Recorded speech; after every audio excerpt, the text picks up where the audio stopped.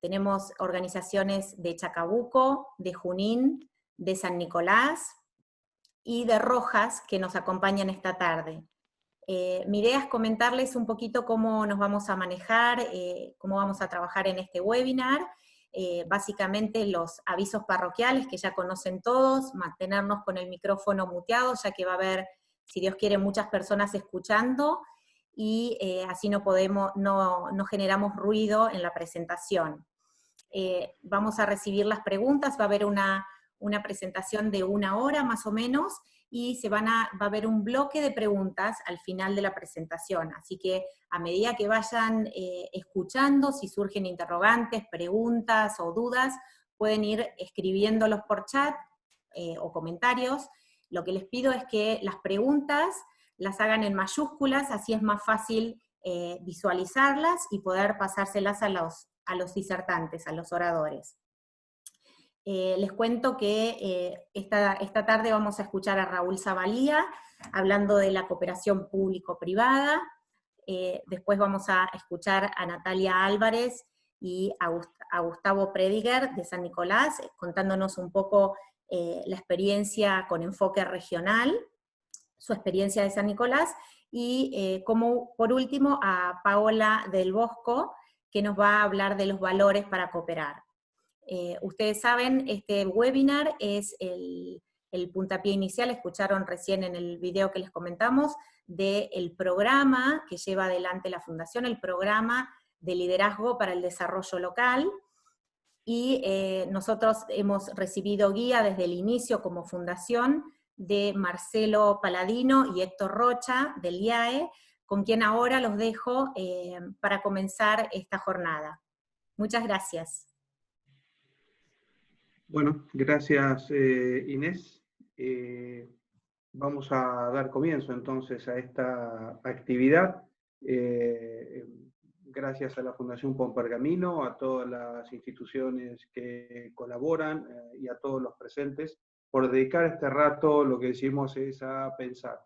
No sabemos si vamos a llevar una técnica concreta de respuesta, pero sí creemos que este ámbito es un ámbito adecuado para pensar. Y junto con mi colega Héctor Rocha, hace 5 años colaboramos con la Fundación Pergamino, y más allá de proyectos que se impulsan, etcétera, lo que estamos buscando es crear ámbitos de pensamiento, porque lo que hay que hacer es resolver temas muy complejos, temas que van a exigir mucho de muchos. Por eso el tema, cómo pasar de la confrontación a la cooperación. Este tal vez es uno de los mayores inconvenientes para la solución de los problemas reales. O sea, cuando se establece en un determinado contexto la cultura de la confrontación. O sea, sin confrontación no hay avance.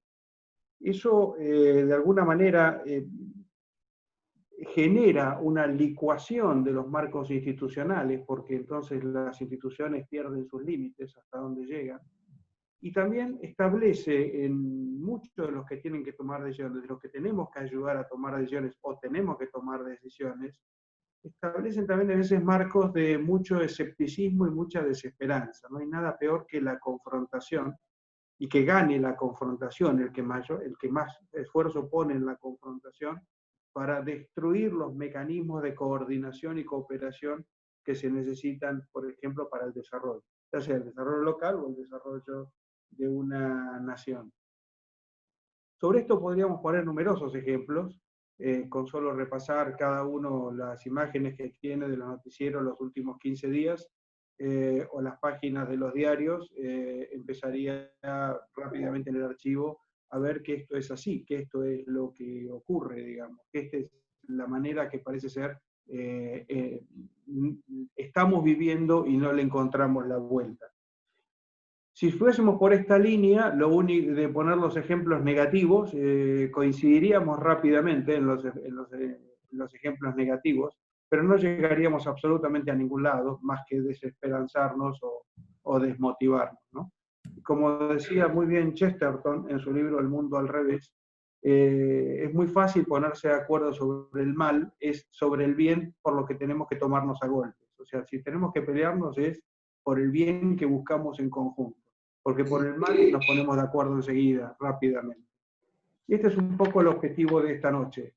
O sea, ¿cómo hacemos a ponernos de acuerdo sobre algunas cuestiones que hacen al bien que se necesita ejercer para salir de la confrontación e ir más a la cooperación?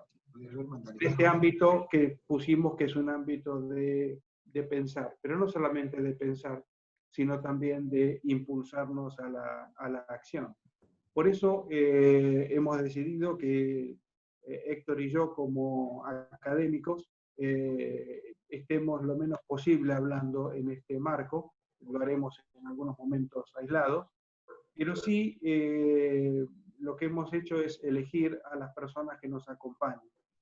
Empezando por Paola del Bosco, que es doctora en filosofía, van a ver que es italiana, a pesar de que hace décadas que vive en Argentina, no ha renunciado a su acento. Tiene una hermosa familia, muy, muy grande, pero que me ha ayudado y nos ha ayudado mucho estos años a pensar en cuáles son los valores y virtudes que hay que poner en juego para lograr la cooperación. O sea, ¿cuál es el antídoto contra esa nefasta tendencia de la sola confrontación? O sea, ¿qué significa tener una vida íntegra para esto? Esto es por qué la trajimos a Paola.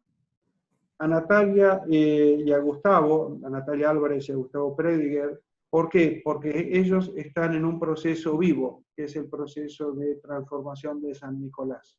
Un proceso de cooperación público-privado, que como todas las cosas tiene enormes inconvenientes para lanzarse y también enormes inconvenientes para sostenerse, porque la situación no es fácil, pero lo están viviendo desde adentro. Y ellos combinan hoy una actividad pública, estar en la agencia de desarrollo, pero también son empresarios. Entonces, tienen como digamos, el doble carnet para poder hablar de cómo pasan de un sistema de confrontación al sistema de cooperación, en donde Héctor Rocha, mi colega, está tomando un rol también importante en ese proceso. Y finalmente está Raúl Zavalía, al cual hemos invitado. Es un habitué de algunas cuestiones que hacemos en la Fundación por Pergamino, y es profesor de matemática y física, pero ha dedicado toda su vida a ver cómo los pobres resuelven sus problemas. Pero no los resuelven confrontando y reclamando, sino haciendo y generando lugares en donde se produce un enorme efecto de cooperación que crea capital social, y ese capital social después lo traducen a las empresas de servicios, por ejemplo, con las cuales tienen que interactuar. En este caso en particular, el tema de gas. Es un caso muy conocido, este fenómeno, que ha llegado a que el caso de gas natural en Moreno se ha presentado en lugares como la Harvard Business School ya hace unos años. Y Héctor Rocha, que digamos es profesor e investigador del IAE, lo conozco hace muchos años, pero fue alumno mío del máster también hace muchísimos años, y a partir de ahí se quedó trabajando con nosotros. Tiene una enorme expertise en el tema del desarrollo local y fenómenos de cooperación público-privada, y realmente le dedica con pasión muchísimas horas a este tema. Esto es para que vean el perfil de por qué hemos elegido estos perfiles para abordar esta temática. Ahora ellos lo que van a hacer, empezando por Raúl Zavalía, van a usar 20 minutos para exponer sus ideas, y una vez que se terminen de exponer las ideas, la última será Paola, lo que vamos a hacer es la ronda de preguntas y respuestas, buscando hacer una síntesis de todo esto, de tal manera que si nos llevamos una o dos ideas concretas, más una o dos ideas de acción concretos, creo que habremos ganado muchísimo. Así que sin más, me gustaría entonces que Raúl, vos comenzases a contarnos qué significa para vos y qué significa para vos hasta como proyecto de vida trabajar en entornos complejos buscando que se salga de la confrontación y se vaya a la cooperación. Buenas tardes, bueno, muchas gracias Fundación por Pergamino. La verdad que es un gusto poder compartir con ustedes una experiencia de unos 40 años porque tiene para mí un sabor particular y a Pergamino. Landricina, un poeta, para los que somos más viejos nos resulta más familiar, dice que la Argentina son 3 países. La ciudad de Buenos Aires es un país, el interior es otro país y el conurbano es otro país. Yo, sin pretender, digamos, complementarlo a la Landricina, digo que en realidad el conurbano es el hijo no deseado entre la ciudad y el interior, ¿no? Y creo que en esta pandemia empiezan a florecer como estas realidades, ¿no? ¿Qué pasa con los gobernadores? ¿Qué pasa con el jefe del gobierno de la ciudad? ¿Qué pasa con la provincia de Buenos Aires y el conurbano? ¿No? Creo que, digamos, la Landricina nos ha actualizado hace muchos años esta realidad. Y en realidad, Pergamino es el lugar donde, si bien es en un interior cercano, es un lugar donde hace 5 años Marcelo y César me invitan a compartir experiencias, y yo soy de los que creo que los problemas de la Argentina se resuelven del interior hacia el centro, digamos, que ahí está, digamos, unas capacidades muy importantes, y de abajo hacia arriba, o sea, de los sectores de menores ingresos a los sectores de mayores ingresos, ¿no? Algo bastante loco, ¿no? Porque a veces se piensa que los problemas se resuelven de arriba para abajo, ¿no? Como, ¿no? Desde las élites hacia el conjunto de los ciudadanos, y yo creo que en la sociedad argentina, por distintas circunstancias, creo que los problemas se resuelven de otra manera. Bueno, a mí me toca trabajar con los sectores de menores ingresos y me doy ese gustazo de ir una vez por año a compartir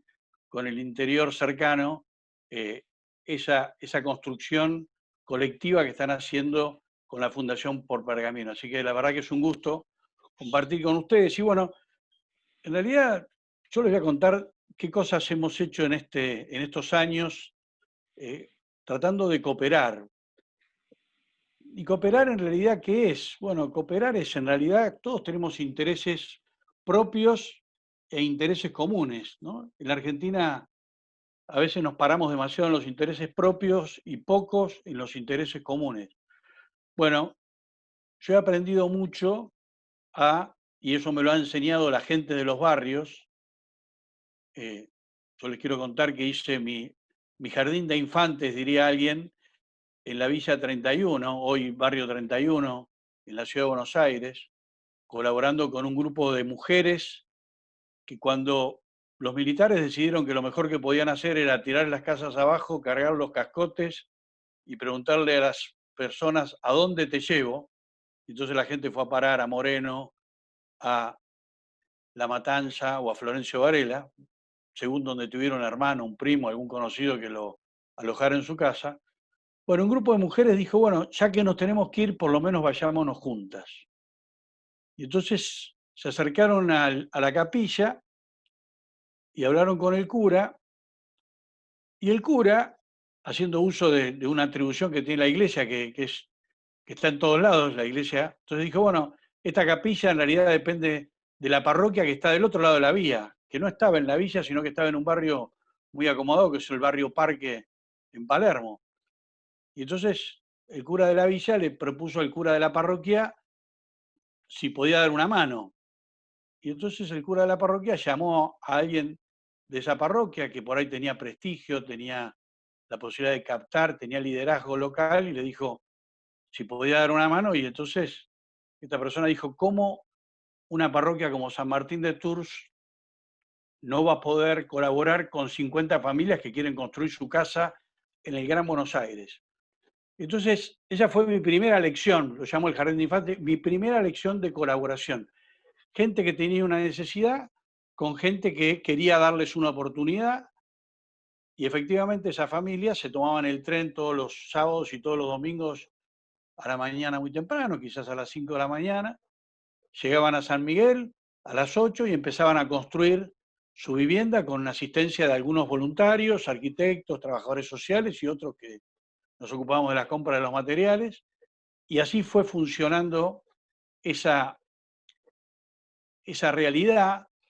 Hubo un segundo barrio que se construyó después en José de Paz, pero se vio otra realidad de cooperación.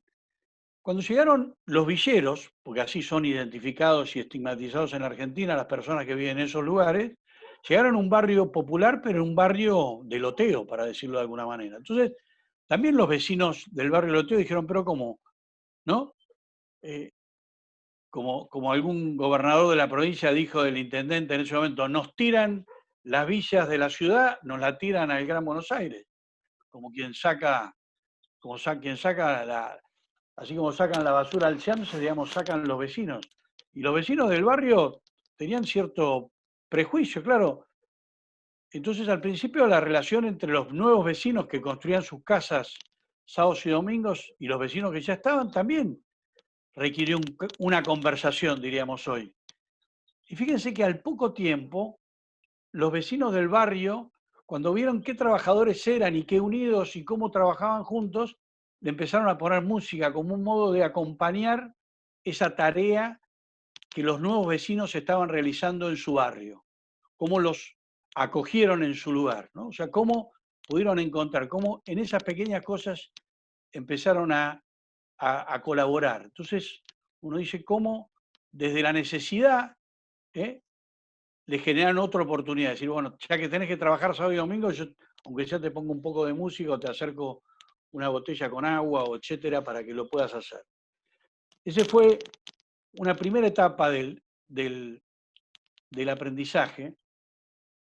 Después hubo otra. En ese momento había que generar algún tipo de recursos y, bueno, se acercó y participé de una colaboración entre dos realidades totalmente distintas.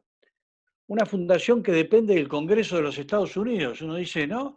La superformalidad, el país estructurado, colaborando con la superinformalidad que eran estas familias de la Villa de Retiro que querían construir su casa. Bueno, y conseguimos un mecanismo de colaboración, ¿no? Y ahí aprendí algo que dicho por el Congreso de Estados Unidos parece medio loco, ¿no? Porque la consigna de la Fundación Interamericana dice, ellos saben cómo, ¿no? A mí me quedó muy grabado ese mantra, donde efectivamente los diputados, los senadores aprenden porque financian esa fundación que le votan todos los años un presupuesto y que trabaja en toda América Latina, y significa que voy a aprender cómo vos te organizás desde la necesidad para resolver los problemas de diverso tipo. En este caso, el problema de cómo construir un barrio y organizar una comunidad a partir de la construcción del hogar. Siguiendo el tiempo y ya en etapa democrática, nos acercamos al Banco Hipotecario, que tenía un programa que debe haber sido como una idea que después se replicó en los jóvenes, el programa Techo, el año 80, ¿no? Después la organización Techo apareció en la Argentina hace unos 20 años, pero estoy hablando de hace 40 años.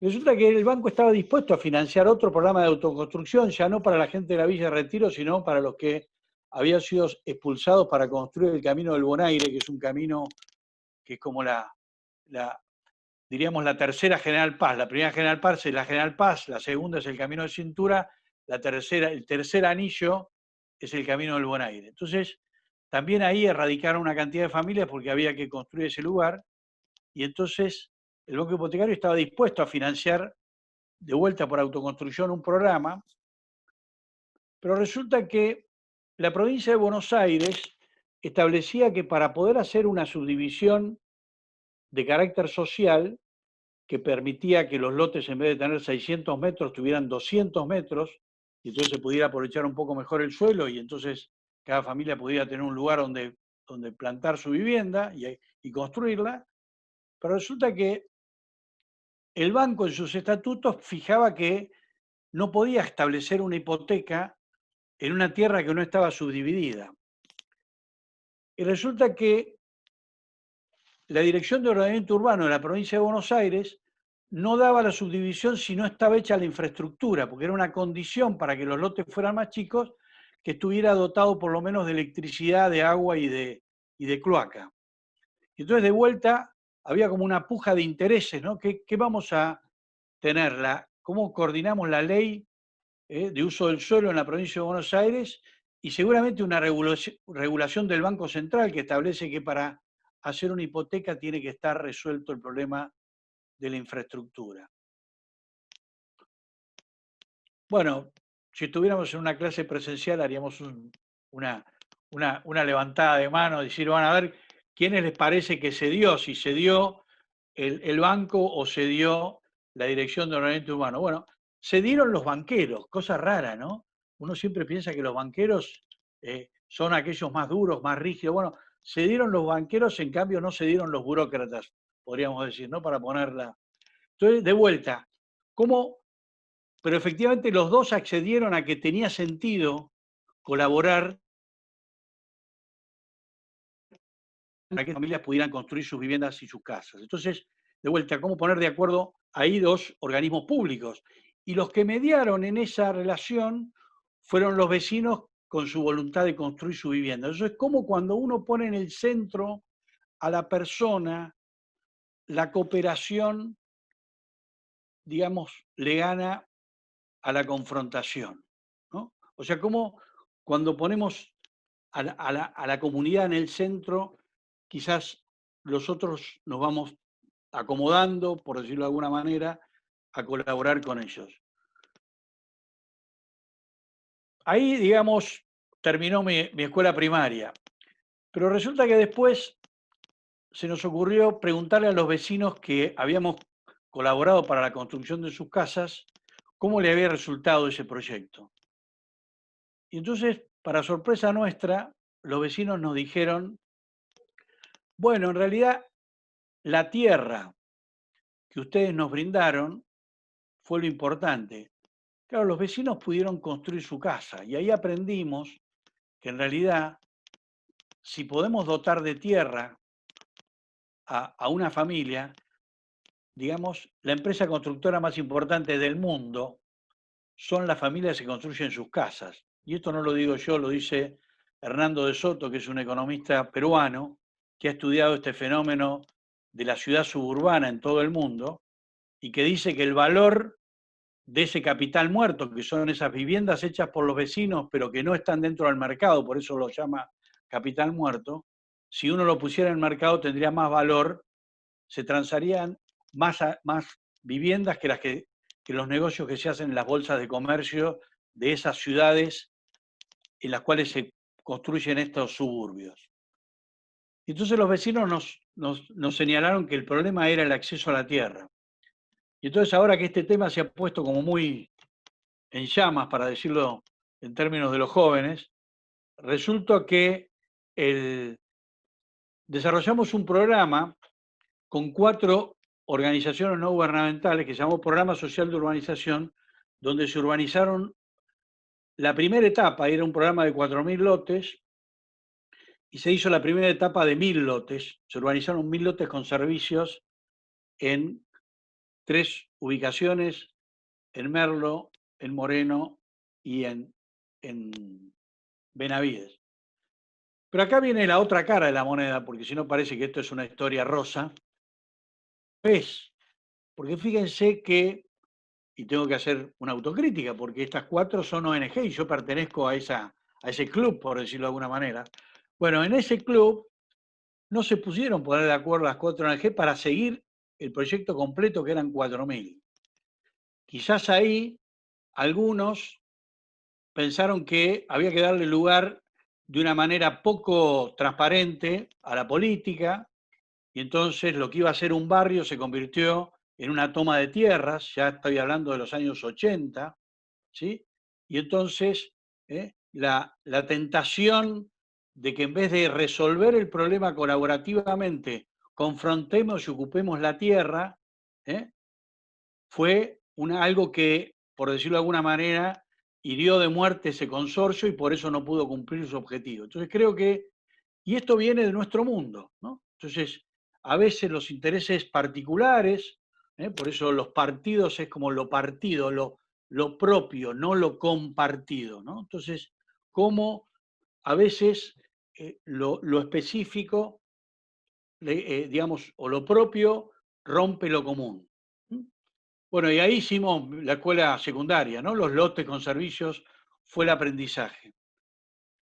Después seguimos caminando y nos encontramos con que, en realidad, si bien es cierto que se habla de que hay 3 millones de familias que tienen problemas habitacionales, cuando uno analiza el problema, en realidad hay 2 millones de familias que necesitan mejorar su casa y 1 millón de familias que viven, que comparten la casa con otro y por lo tanto necesitan su propia casa. O sea, para decirlo en términos constructivos, hacen falta mejorar 2 millones de viviendas y solo construir 1 millón. Lamentablemente todavía no hemos aprendido este tema en el mundo porque, como encontré en alguna vez escrito en una cartelera, el pobre primero habita y luego construye. El rico primero construye y luego habita. Entonces, hemos aprendido la tecnología de los ricos, es una caricatura lo de los ricos, es lo formal, por decirlo de alguna manera. Esa tecnología la sabemos apoyar. O sea, podemos hacer una casa en un terreno que hipotecamos y con eso construimos, etc. Lo que no sabemos es apoyar a las familias autoconstructoras que han hecho con su gran esfuerzo, comprando el lote en muchísimos casos. Ahora parece que los asentamientos es todo el Gran Buenos Aires. No, no representa más del 5% de la gente que vive en el Gran Buenos Aires y que ha comprado y pagado su lote. Y en muchos casos no lo ha podido escriturar porque el que se lo vendió fundió su empresa o tuvo problemas con la FIP y entonces nunca le entregó la escritura, que es otro problema. Pero centrándonos en este tema, fíjense que había que encontrar alguna tecnología para ayudar a que las familias pudieran terminar su vivienda y no tuvieran que hacerlo solo con ahorro directo, porque eso significaba que su tiempo de construcción iba a ser 30 años. Entonces ahí apareció la idea de los microcréditos. Y entonces, ¿dónde fuimos a estudiar los microcréditos? Que es una tecnología que nace en los países pobres, ¿no? Digamos, el precursor de los microcréditos es el profesor Yunus de Bangladesh. O sea, fuimos a aprender, no fuimos a Bangladesh, sino que leímos, estudiamos, nos informamos cómo se le presta plata a los pobres para que ellos puedan resolver su problema. En este caso, cómo permitiendo construir su vivienda o mejorar su vivienda o terminar su vivienda a partir de los créditos solidarios. Entonces, en el año 94, y ya ahora en la Fundación Providencia Social, que es la fundación en la cual hoy trabajo, iniciamos un proyecto para financiar el microcrédito de vivienda. Pero ¿cómo armamos esa sociedad? De vuelta, pudimos poner de acuerdo a dos que en general no están de acuerdo, ¿no? Porque las organizaciones se llaman no gubernamentales, o sea que no son el Estado, pero también se llaman sin fines de lucro.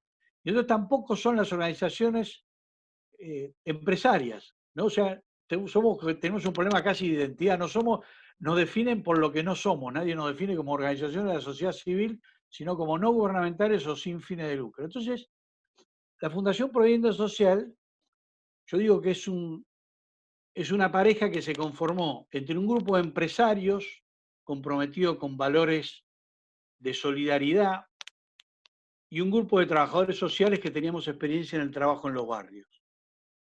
Digamos, y los valores de solidaridad es hacer algo sólido.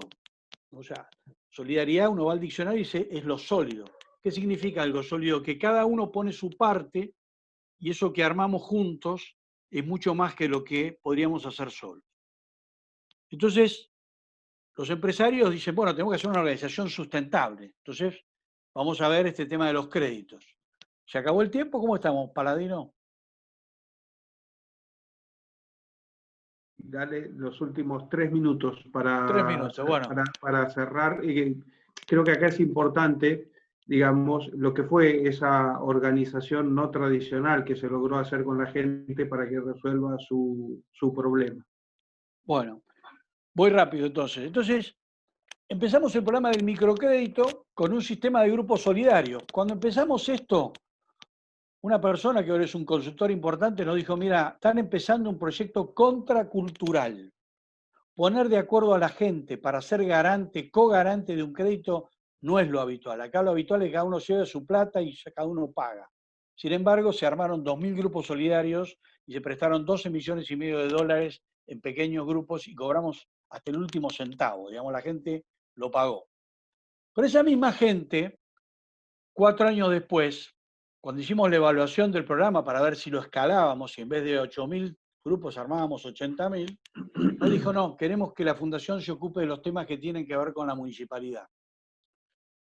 ¿Y qué significaba esto? Bueno, como dicen los vecinos en el barrio, tomándose un poco en solfa su situación, dicen, nosotros también vivimos en un barrio privado. Privado de agua, privado de gas, privado de cloaca, privado de pavimento, privado de iluminación. Entonces dijimos, bueno, ¿qué es lo que está más cerca? El agua estaba a 17 kilómetros, la cloaca estaba a 20, pero el gas estaba al lado. Empezamos por el gas. Claro, cuando le presentamos a la empresa distribuidora del gas el proyecto de ponerle gas a 200 manzanas donde viven 4.000 familias, nos dijeron, miren muchachos, ustedes donde quieren poner gas, cuando se le cae una herramienta a un contratista, antes que llegue al suelo se la roban. Bueno, dice, puede ser que le pase eso al contratista, nosotros le prestamos el dinero y lo devolvieron.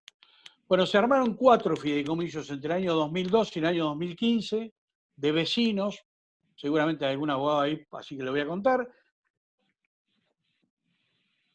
Los fiduciarios es el fiduciario y los acreedores son los bancos. Con ese sistema se hizo una inversión muy grande de más de 20 millones de dólares para dotar de gas a, en este momento, 10.000 familias organizadas en estos 4 fideicomisos, de las cuales ya 7.000 no solamente tienen la red de gas en la puerta de su casa, sino que tienen la instalación interna. Y esto significó entrar en cómo una empresa amplía su mercado, donde pensaba que había ladrones, ahora encuentran clientes y buenos clientes que les pagan en fecha. Les quiero decir que la mora que hay en esos barrios es menos que el promedio de la mora que tiene la empresa distribuidora en toda el área de concesión. O sea que los vecinos que han hecho el esfuerzo, no solamente han hecho el esfuerzo de pagar la red, sino de pagar también el servicio. Bueno, con esto creo que está y quedamos para las preguntas. Perdón si me explayé más de la cuenta. No, muchísimas gracias. Después vamos seguramente en las preguntas a ampliar un poco más.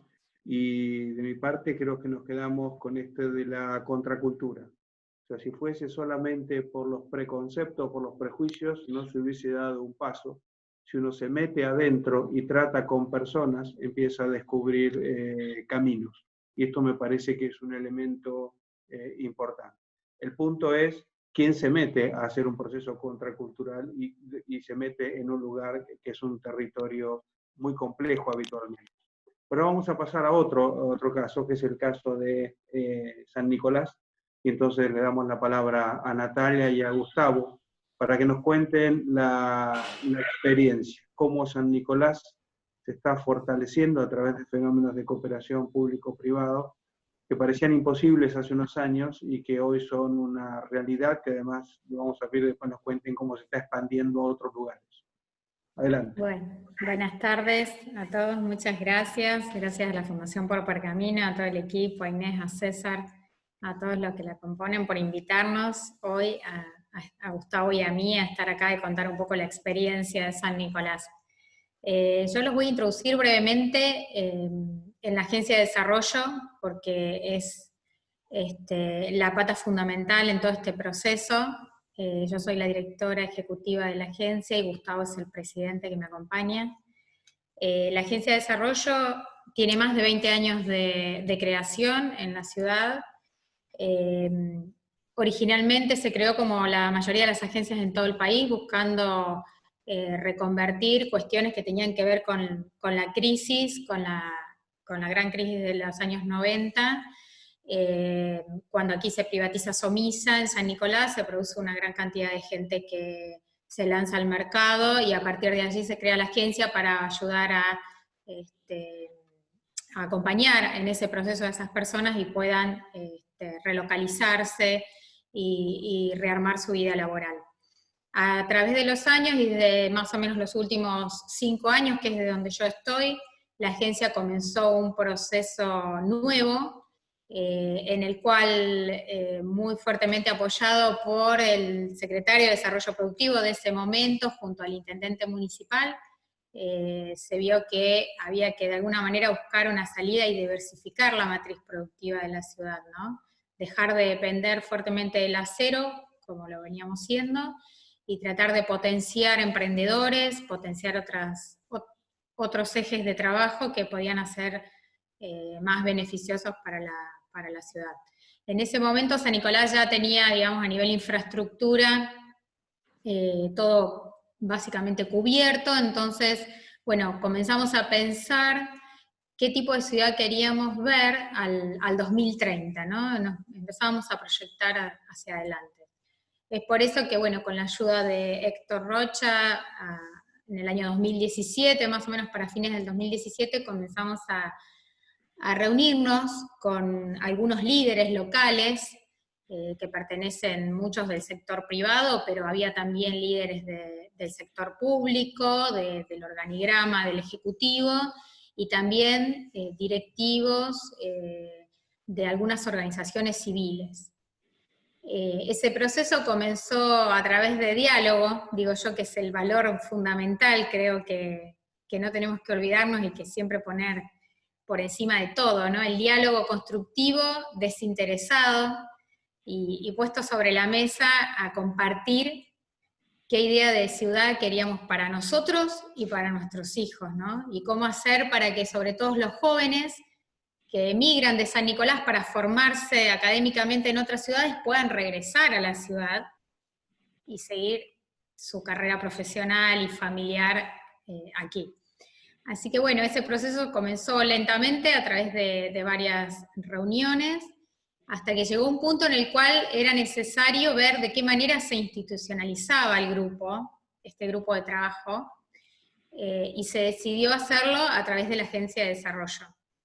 ¿Por qué? Porque ya era una agencia, la agencia es una asociación civil, que ya estaba fuertemente constituida, digamos, que venía trabajando en ejes de desarrollo integral local, y que, bueno, le daba el marco legal para, bueno, continuar con este proceso. Yo les voy a compartir brevemente algunas filminas para ayudarnos a entender qué es la agencia y cómo cooperamos. En un segundito, a ver si lo podemos ver. Y le doy la palabra ahora sí a Gustavo, si querés continuar, Gustavo. Sí, ¿qué tal? Buenas tardes. Un placer para mí realmente estar aquí. Agradezco la invitación de la Fundación Por Pergamino para compartir nuestra experiencia. Si bien ya estamos trabajando hace tiempo juntos, compartiendo desafíos que tenemos por delante, bueno, que hoy nos permitan contarles lo que hemos hecho desde San Nicolás, para nosotros es un placer. Entrando concretamente a lo que decía Nati, empiezo diciéndoles lo siguiente.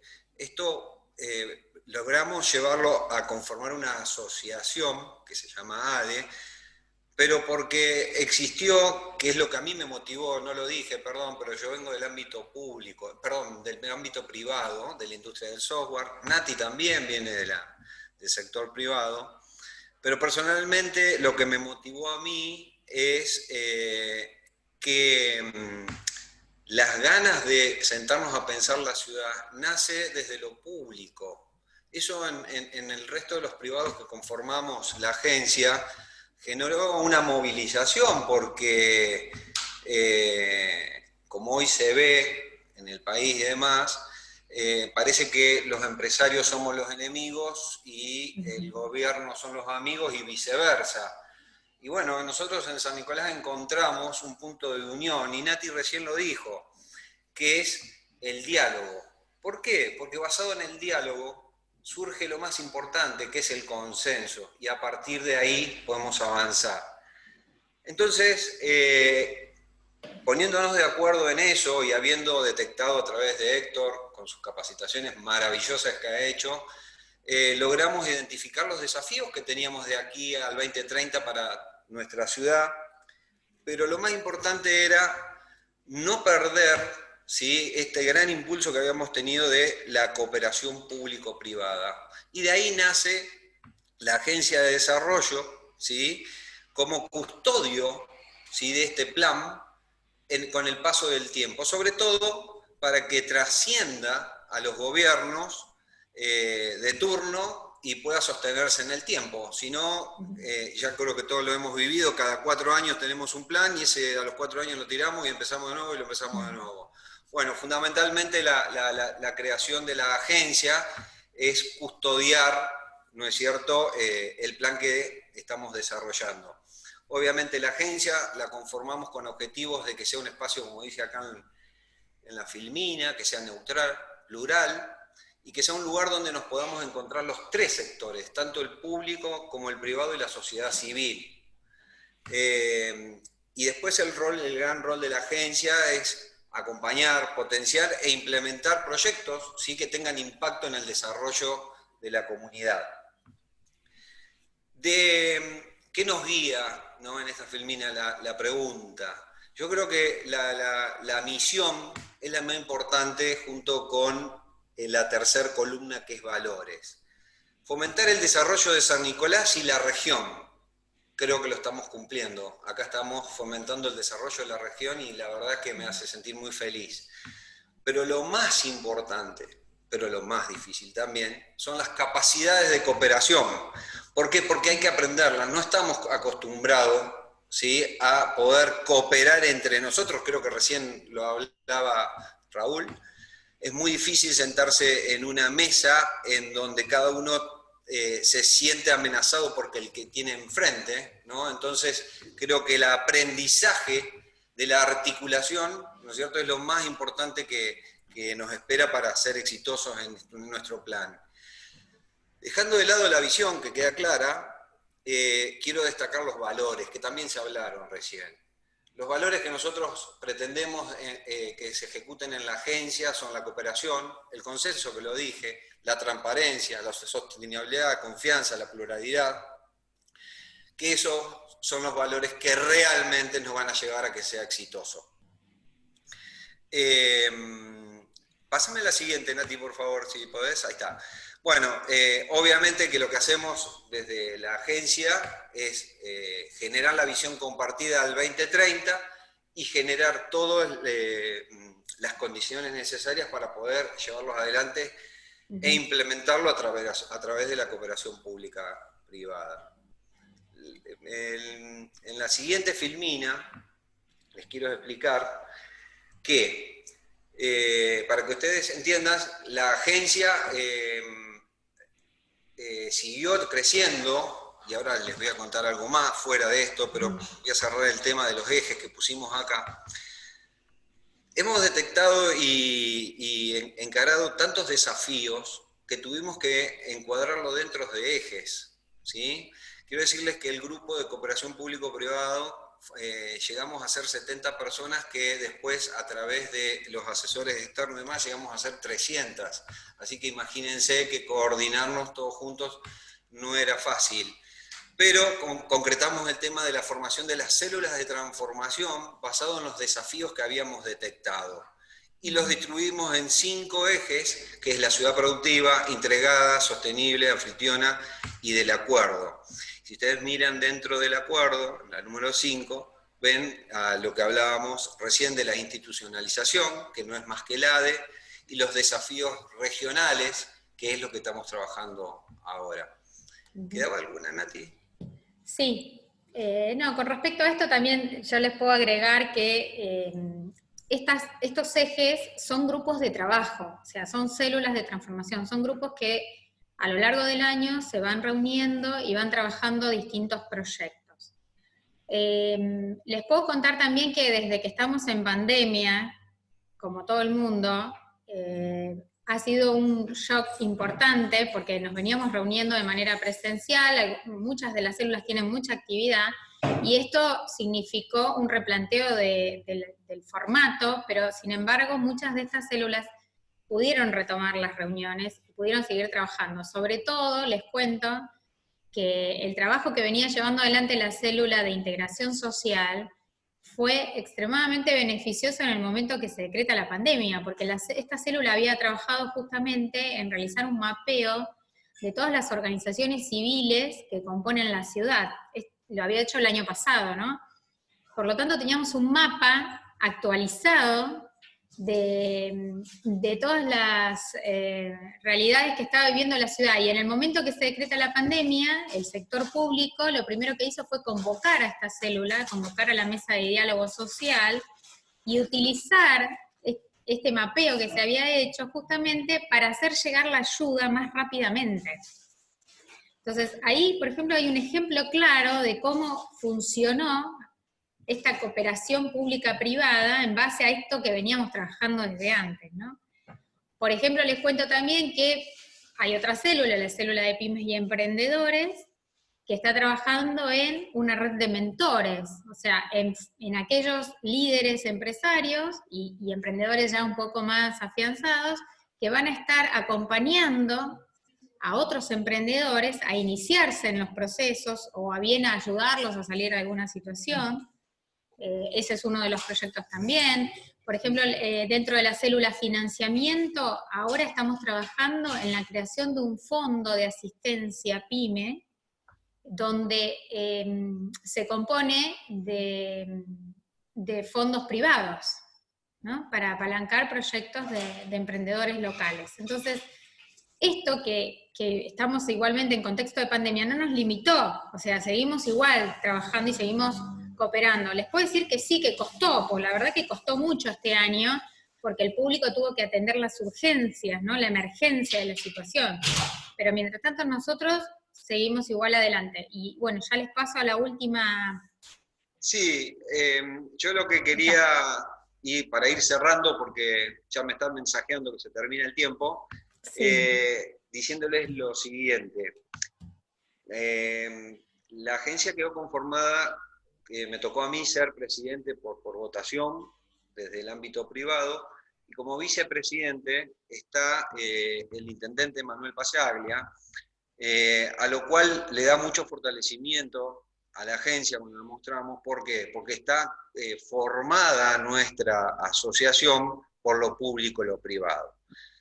Lo último que quiero decir, y para que después nos llenen la pregunta si hay tiempo, es, en lo personal, me ha llevado muchísimo tiempo que le he quitado a mi empresa, como otros privados, para dedicarme a llevar adelante este desafío de la articulación, como les dije al principio. Hemos tenido muchísimos desafíos logrados, muchos más por hacer, pero yo les puedo decir que no es fácil, que requiere de mucho tiempo, de temple y de paciencia, porque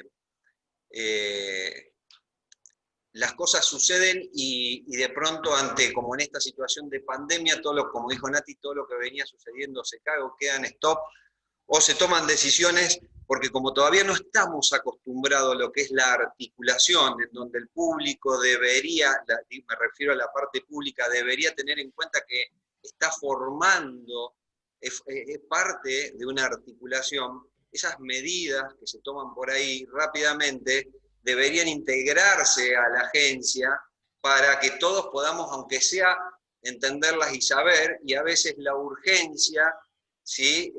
Hace que se hagan cosas que nosotros también estamos haciendo. Pero bueno, es un aprendizaje, hay que dedicarle tiempo, pero es muy, muy bueno desde el lado, le digo, desde el ámbito mío privado, ver cómo uno desde su lugar también puede transformar la ciudad participando desde la agencia. Así que con esto cierro, les agradezco muchísimo y quedo a disposición. Gracias. Gracias. Bueno, muchas gracias. Héctor, ¿querés comentar algo? Una breve apostilla, digamos, antes de pasar a Paola para hacer la conexión. Tenés que poner el micrófono. Muchas gracias, Marcelo. Como bien dijiste al principio del webinar, es un call to action, ¿no es cierto? Entonces me estoy haciendo como 5 o 6 puntos que marcaron muy bien Natalia y Gustavo. Y yo lo que haría el link con justamente Paola, que va a hablar los valores. Lo último que dijo Gustavo, ¿no?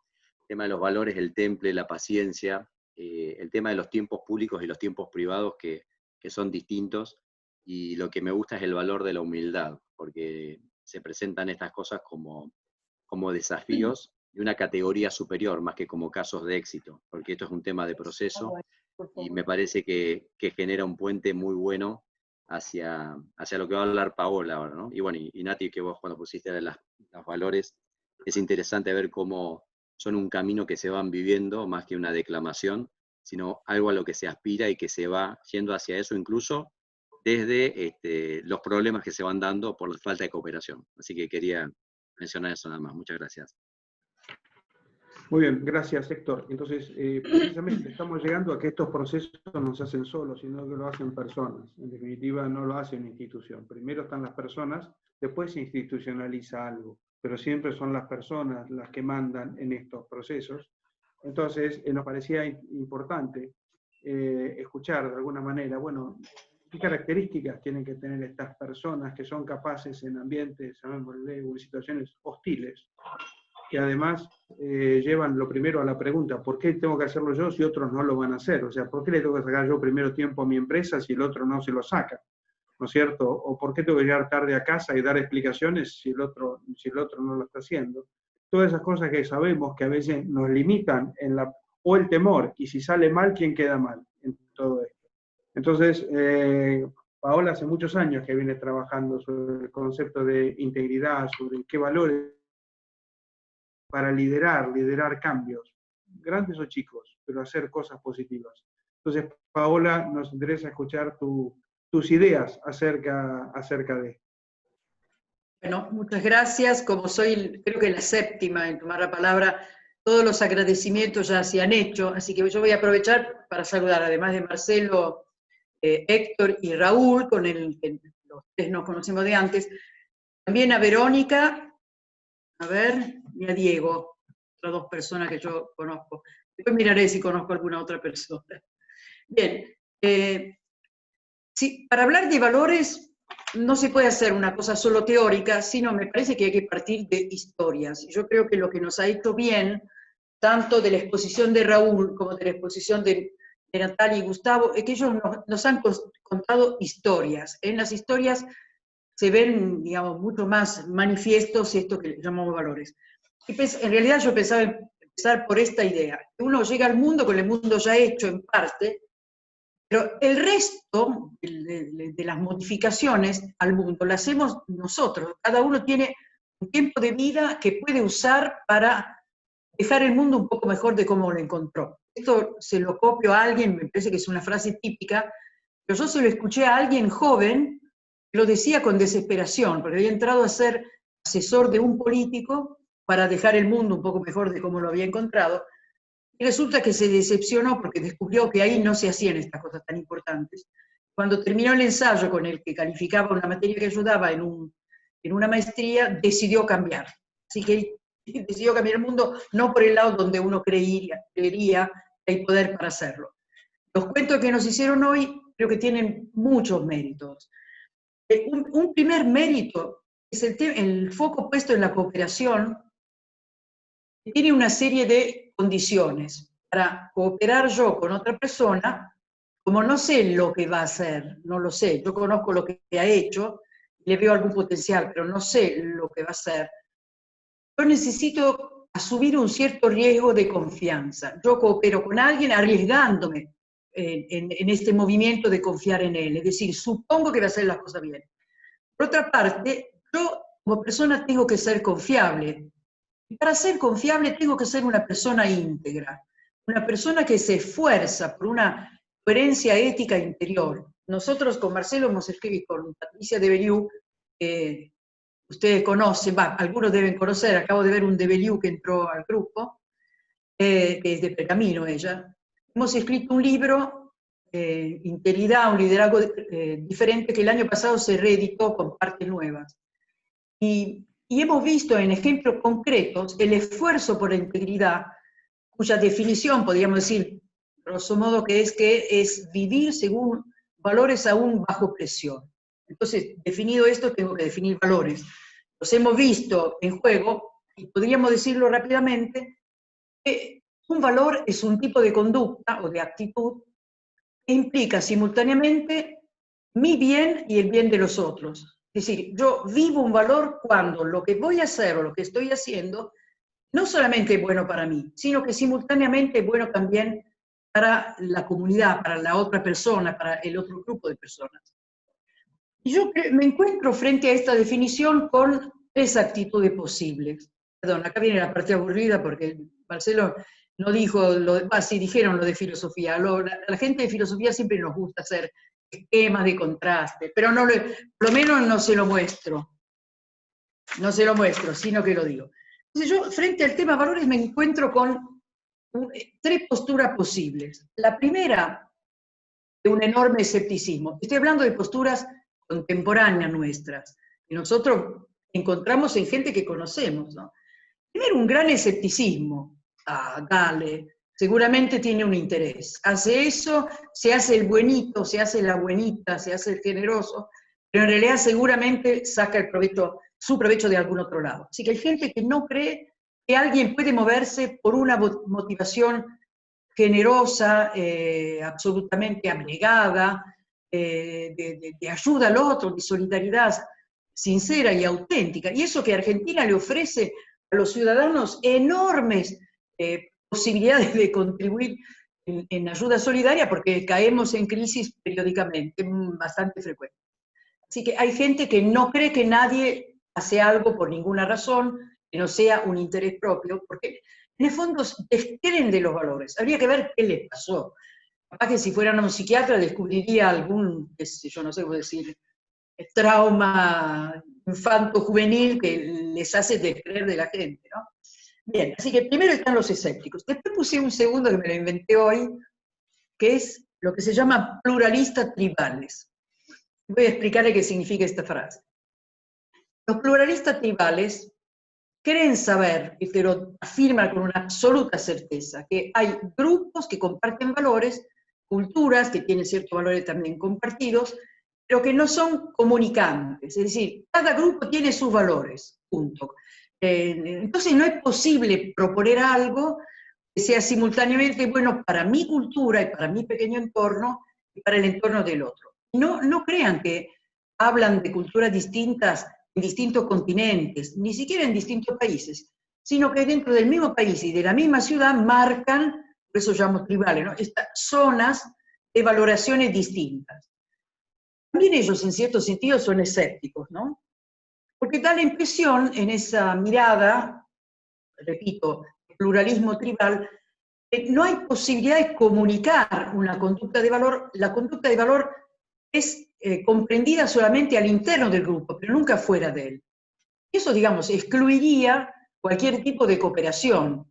Solamente dentro del grupo sería posible. Y finalmente, les propongo que la verdad que no le encontré más nombre que una actitud personalista, ¿no? La actitud personalista entiende que es verdad que uno no se mueve por valores ajenos, sino por valores propios.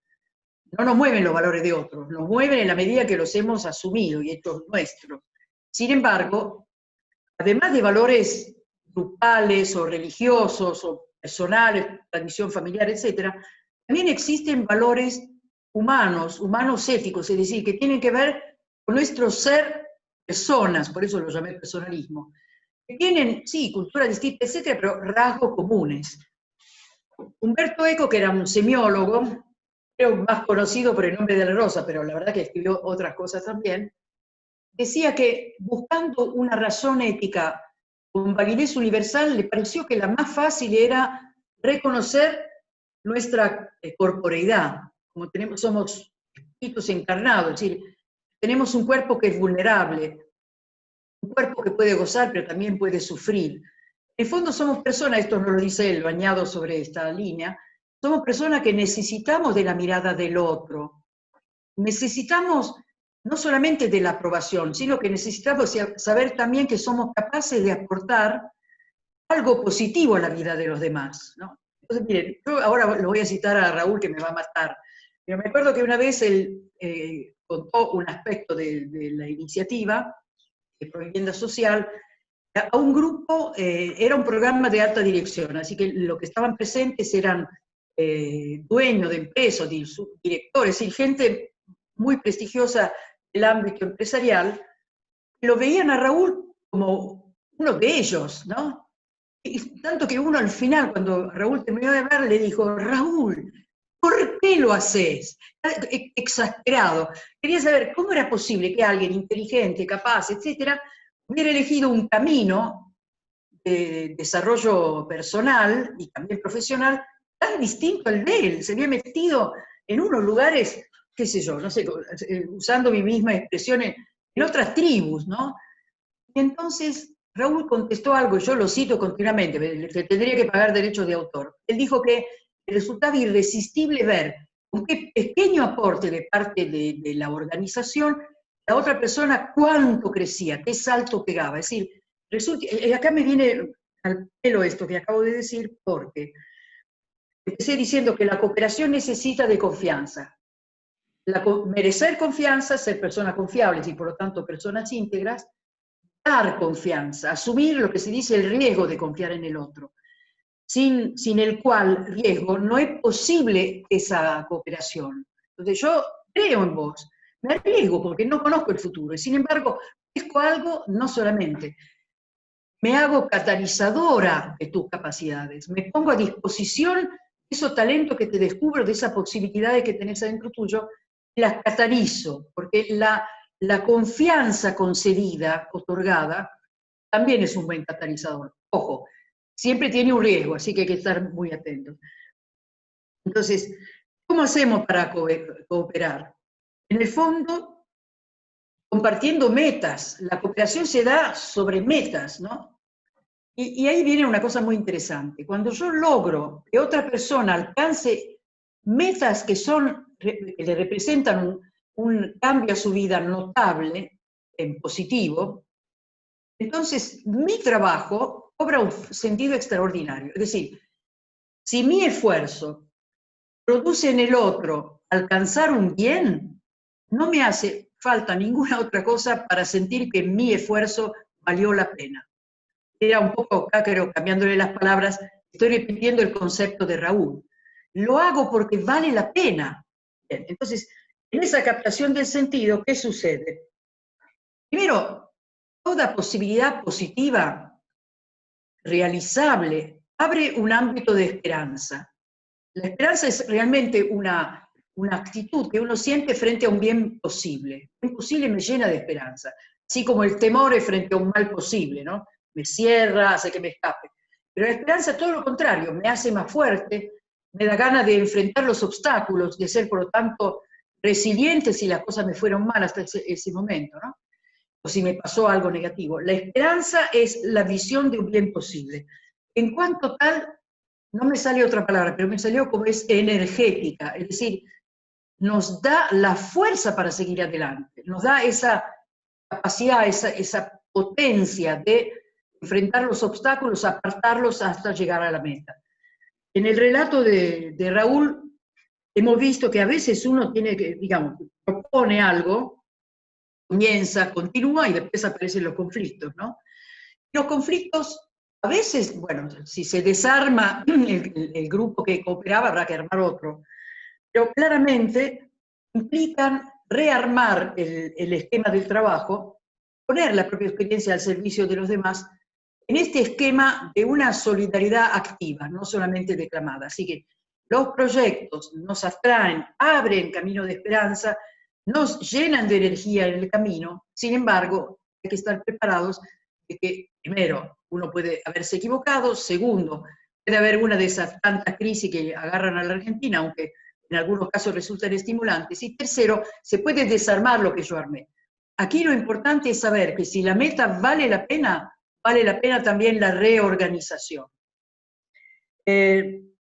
¿Contra qué luchamos para alcanzar esta integridad, este vivir por valores que puedan ser compartidos por otros porque están enraizados en nuestra humanidad? ¿Sí? Mi humanidad me hace en el fondo capaz de comunicarme con otros. No solamente, capaz también de cooperar, capaz de comprender, y dado que Héctor mencionó la virtud de la humildad, desde la humildad del que no sabe todo, no lo tiene todo claro, pero sí pone a disposición. De hecho, la palabra humilitas significa tener los pies en la tierra, quiere decir no creerse más de lo que uno es. Y añadiría, reconocer que lo que uno es también dependió de otros. No es que me hice toda, ¿entiende lo que quiero decir? Entonces, para hacer el cuadro completo, la actitud de humildad nos hace enfrentar los resultados que no eran los previstos con una dosis fuerte de realismo. Por supuesto, esto salió mal. Algo se me escapó, algún otro ingrediente no sirvió. Pero si tengo esperanza en los buenos resultados y comparto estas esperanzas con otros, yo me puedo reorganizar. Y entonces ahí hay una, no sé cómo decir, una visión de la realidad reforzada, donde se eliminan las aristas negativas de lo que no salió bien, y bueno, y se lanza un nuevo proyecto que tiene la ventaja de tener esa extra de energía de todo lo que comienza, ¿no? En pos de una finalidad. El mundo nos lo dieron ya hecho, pero hay una parte que la tenemos que hacer nosotros. Si no la dejamos, si no la hacemos, esa parte no se hace. Cada uno de nosotros esa posibilidad de comenzar algo nuevo. Yo voy a citar, y espero no cansarlo con esto, a una gran filósofa política que es Hannah Arendt. Es una mujer que estudió, fue miembro de la Escuela de Frankfurt, cuando el partido nazi empezó a crecer en Alemania. En los años 30 ella se escapó de Alemania a Francia. Por un tiempo se unió al sionismo, no le terminó de cerrar, digamos, como movimiento, y finalmente se fue a Estados Unidos, y ahí desarrolló una carrera universitaria, y además de escritora de gran envergadura, escribió muchísimos textos, sobre todo de filosofía política. Y en un texto central que se llama La condición humana, ella cuenta que la sociedad perfecta no está hecha ni va a estar hecha, sino que continuamente cada generación trabaja para construir un mundo humano. Me gustó esta palabra, un mundo humano. Cuando hablan ustedes de coordinación político-privada, cuando incluyen también el segmento de las asociaciones de la sociedad civil, están hablando de un mundo humano, hecho para los seres humanos y en conjunto, porque cada uno de nosotros necesita de los demás. Y no hay cosa grande que se haga en solitario, siempre nos necesitamos unos a otros. Y ella dice, para la construcción de ese mundo humano hay 3 ingredientes. Primero, que somos muchos, ella dice, la pluralidad, distintos puntos de vista, yo ahora los veo como cuadraditos, pero sé que son tridimensionales, de que los miro en la otra pantalla también, cuadraditos bidimensionales, pero sé que son personas, todo con su capacidad.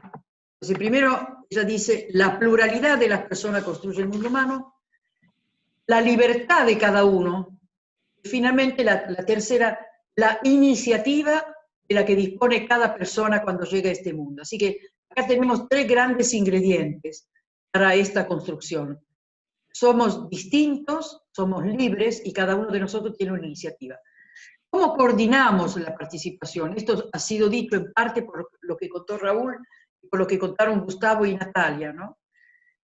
Hay que organizarse, hay que visualizar, hay que tener, me gustó mucho el símbolo, que pusieron un ojo con adentro un mapamundi, es una visión completa, hay que visualizar hacia dónde uno va, después con esos ingredientes de la confianza que permite la cooperación, apuntar de manera eficiente hacia el objetivo que nos proponemos. Yo me copié algunos valores que aparecieron en la presentación. La palabra liderazgo se podría traducir, bueno, sí, es ser dueño de uno mismo, el primer liderazgo que nos resulta prácticamente obligatorio. El liderazgo en el fondo es también poner al servicio de los demás la capacidad de ver las posibilidades. Yo me acuerdo una vez, hace muchos años, lo entrevisté a Tito Lecture, el del Luna Park, algunos lo conocen, que ha sido extraordinario porque ha emprendido cosas en el sentido de traer a la Argentina, primero todo el tema de la Vox, pero después también otros personajes, ¿no? Entonces yo le preguntaba cómo hacía, cómo se le ocurrían estos proyectos, y miró medio escéptico. Le pregunté si hacía cálculo de probabilidades, y él me dijo, no, yo veo posibilidades, y a mí esta expresión me sirvió para entender un poco que el que emprende ve posibilidades y ahí hay ya una actitud generosa. Cuando el emprendimiento es auténtico, no es para sacarle plata a la gente, sino para añadirle algo a la vida de las personas, para facilitarle algún aspecto en forma de servicio, en forma de producto, bueno, todas las formas posibles del emprendimiento. Y eso también produce energía, porque es algo lleno de sentido, el hecho de que yo pueda impactar positivamente la vida de los demás. Cuando alguien tiene esa visión, atrae a otros, y eso ya es una función de liderazgo, ¿no? Porque es una visión de lo posible que hace que otros descubran tener algo para dar en ese camino. Y eso es entusiasmante, hasta diría que es irresistible. Trae algo, las ganas de hacerlo hace que se le abran los ojos, y se le muevan las manos para arremeter con eso que tenemos que hacer. Entonces, Argentina, el COVID, etcétera, toda una serie de circunstancias hacen parecer que solo deberíamos llorar, ¿no? Mirar la televisión, leer el diario y bueno, sacar pañuelos, pensando cuánto se está perdiendo. Esa es una actitud. La otra actitud es ver qué viene después. ¿Qué hemos aprendido en este periodo tan extraño? Algunos continuaron con su trabajo, pero muchos lo cambiaron radicalmente. Algunos aprovecharon para hacer otros proyectos, para modificar.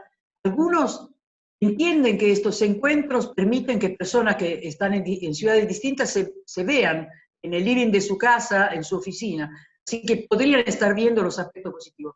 Pero todos nosotros, yo creo, sin exclusión, porque si no ustedes no estarían acá, estamos pensando que tenemos un papel protagónico, de acuerdo a lo que sabemos hacer, en esta idea, no sé cómo decir, idea de transformar el mundo, que hace que pongamos a disposición de los demás lo pocos o mucho talento que tenemos, de una manera coordenada para que sea realmente eficaz. Queremos lo que estamos pensando como un mundo posible, como una sociedad mejor, en fin, reciba también de nosotros ese aporte.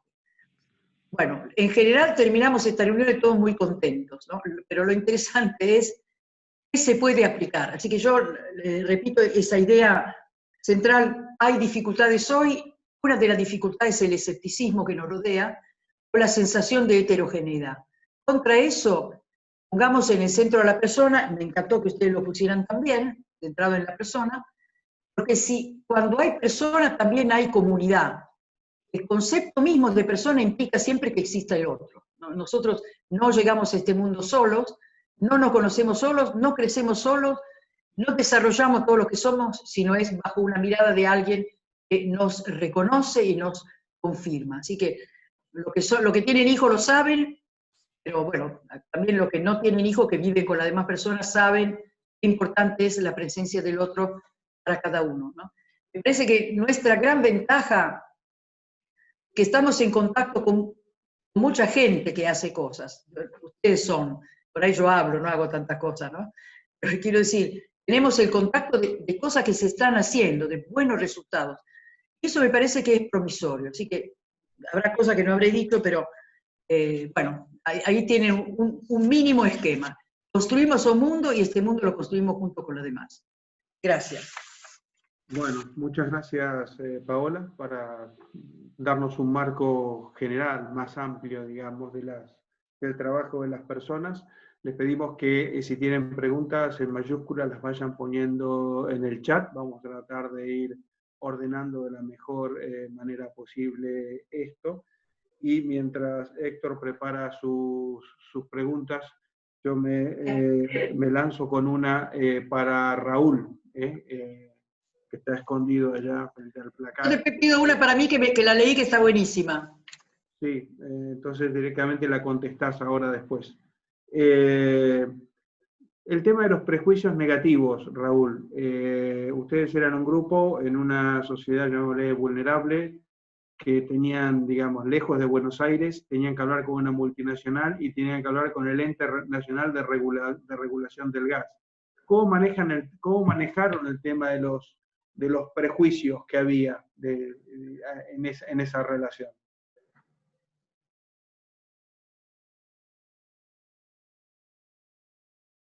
El tema de los prejuicios tratamos de manejarnos, primero tratando de ponernos en los zapatos del otro, ¿no?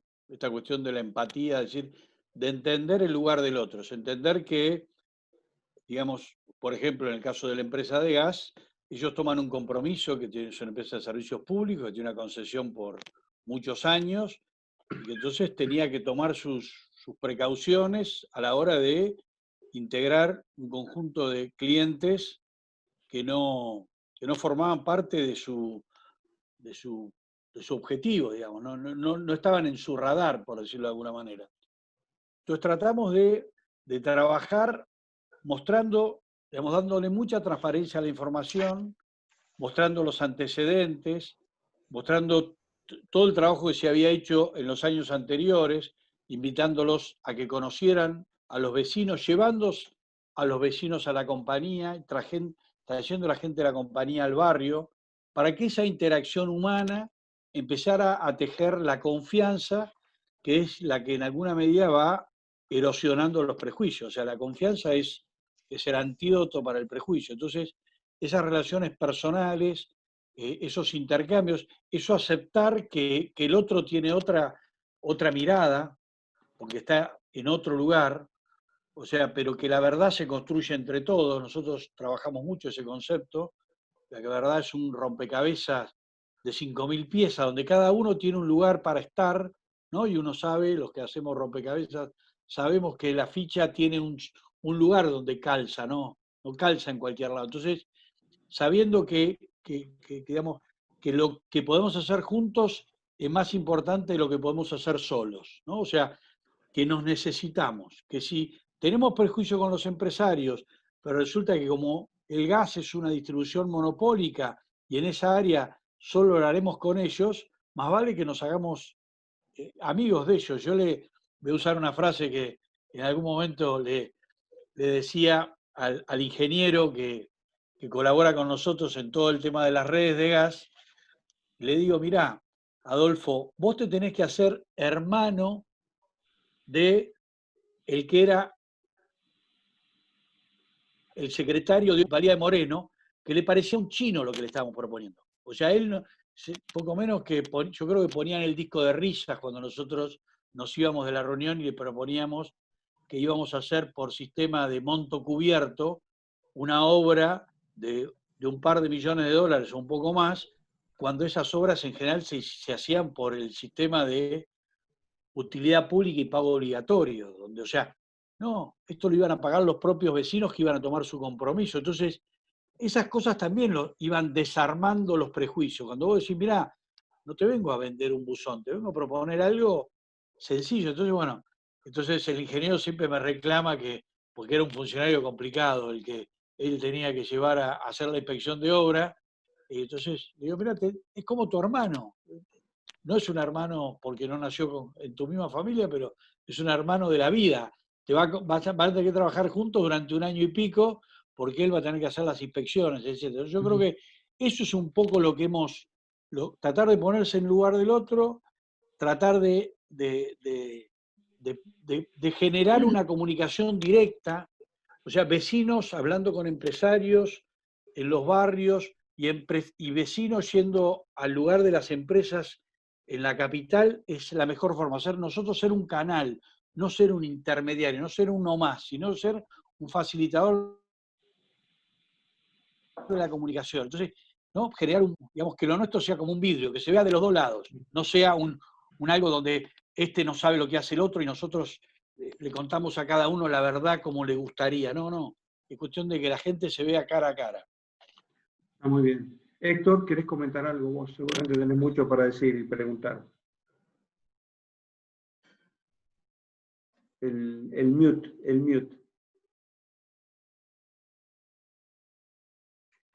Héctor, no se te escucha. Perdón, tanto escuchar me olvidé de hablar. Prefiero darle lugar a que puedan responder las preguntas que le hicieron a Gustavo, a Natalia. Bueno, hay varias para Paola también. No sé por qué me incluyeron a mí, que no soy panelista, pero bueno, estoy dispuesto también a responder. Preferiría que le demos lugar porque creo que a las 8 se apaga la luz y esto está muy entusiasmante. Veo que hay más de 100 personas desde hace 1 hora y 20, con lo cual quisiera seguir con ese input. Gracias. No, era por tu conocimiento de lo de San Nicolás, pero bueno, una pregunta que hacen Gustavo y Natalia es, ¿por qué si la agencia tenía 20 años es como que recién se activa en 2017? O sea, ¿qué pasa, digamos, en ese proceso, digamos? Bueno, lo que sucedió es que usamos el modelo de la Agencia de Desarrollo Económico, que ya estaba constituida como asociación, para fundarla en el nuevo proyecto de colaboración público-privada. Entonces, utilizamos la existencia de esa agencia para la nueva asociación y refundar esta agencia que ya estaba hecha. Y lo más importante del nacimiento de esta nueva agencia, que tiene 3 años, creo, Nati, o 2, ya estoy medio perdido con todo esto de estar encerrado, pero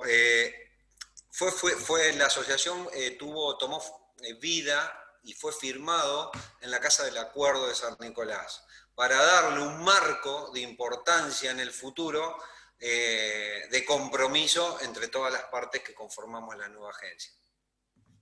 Está, perfecto. Y creo que lo que es interesante es esto, ¿no? Que estos procesos no son totalmente anárquicos, están institucionalizados, digamos, de alguna manera. Así como existe la Agencia de Desarrollo de San Nicolás, existe la Fundación Provivienda Social, que le da un marco de referencia, digamos, al funcionamiento a vecinos que se autoconvocan, por llamarlo de alguna manera. Y me parece que es un punto importante, porque en Argentina la cultura de respetar la institucionalidad no es uno de los valores tampoco que estén presentes, digamos, y que vienen muy empujados precisamente por la confrontación. Entonces el tema institucionalidad creo que hay que ponerlo digamos, en algún rinconcito también, así como la Fundación por Pergamino, decir, ok, es un fenómeno, va funcionando, se va como autoempujando, pero en algún momento hay que darle consistencia de cara al futuro. ¿No? Es decir, institucionalizar no significa burocratizar o ralentizar, simplemente significa garantizar una serie de conductas y de mecanismos de coordinación que aseguran el futuro, independientemente de las personas que están adentro. Entonces, eso me parece que es uno de los puntos que también están saliendo. Ahora, Paola, vos dijiste, me agarraste de hacerte la pregunta, vos dijiste que había una pregunta que te entusiasmaba mucho, ¿cuál es? Sí, me parece que de Omar Schneider puede ser una pregunta sobre qué hacemos con lo que en vez de impulsarnos a cooperar, plantean un tema de confrontación. Y yo ahí quiero poner la parte, digamos, teórica detrás de la confrontación. Hay una politóloga, Chantal Mouffe, la esposa de Ernesto Laclau, que lo decía él también, pero ella lo dice más fácil. El modo más fácil para obtener poder es crear una identidad plural, un nosotros. Y lo más rápido para que el nosotros cuaje es marcar un ellos y poner una raya de confrontación. Mire, está hasta, no sé cómo decir, caracterizado conceptualmente. Las identidades colectivas simplifican las identidades de los enemigos. La confrontación es una operación de simplificación, por lo cual se achatan las personas y en vez de buscar consenso, se enamoran de la confrontación porque produce de puertas adentro un gran poder. A mí me parece espantoso, quiero decir, pero eso es bastante evidente. La cuestión es cómo desarmarlo. Tenemos un instrumento muy valioso que es nuestra propia persona, nuestro ser, un ser humano. Eso lo tenemos en común con el otro. Se pueden encontrar puntos de contacto. Cuando alguien tiene esta, no sé cómo llamarla, vocación a querer hacer que su vida implique para los otros algún tipo de beneficio, encontrará, inclusive en aquellos que están encerrados en un nosotros que no se excluye, un camino de vuelta, que son el acercamiento personal, persona a persona. Raúl creo que hablaba de alguien diciendo, es tu hermano. Bueno, es ese camino. Entonces, frente al que encuentra algún rédito en la confrontación, buscar en cambio esos puentes que, en fin, nos acercan al otro, porque en el fondo somos seres humanos, compartimos el mismo mundo, y hay un montón de necesidades comunes que hacen que podamos entenderlo. Eso podría ser un camino. Con el grupo no se puede, pero sí quiero decir, no es tan fácil, sí se puede en la relación persona a persona. Y eso hace que, por más que no lleguemos a coincidir en todo, hasta en nuestra discrepancia sea útil esa visión, porque de alguien en el cual, en el fondo, hemos establecido este puente de confianza. Yo encontraría la salida por ese lado. Muy bien, creo que este es uno de los aspectos importantes, pero claro, recién en la agencia digamos, en San Nicolás nos hablaban de la cooperación y la dificultad que hay. De hecho, había una agencia de desarrollo, pero no era una agencia de desarrollo, era una oficina pública que seguramente pasaba papeles de un lado para el otro, como ocurre en Argentina. Siempre se dice, bueno, ¿cuáles son los ámbitos para cooperar? Hay 1.200 instituciones intermedias empresarias, casi 2.000 de sindicatos reconocidos y de 3.000 de sindicatos no reconocidos. O sea, hay 6.200 instituciones. ¿Para qué? Para llevarnos a las patadas. O sea que no es un problema de la institución, sino de las personas que están adentro. Entonces, y vos, Natalia, hablaste de las capacidades para cooperar. Ahora, ¿cómo se generan las capacidades para cooperar?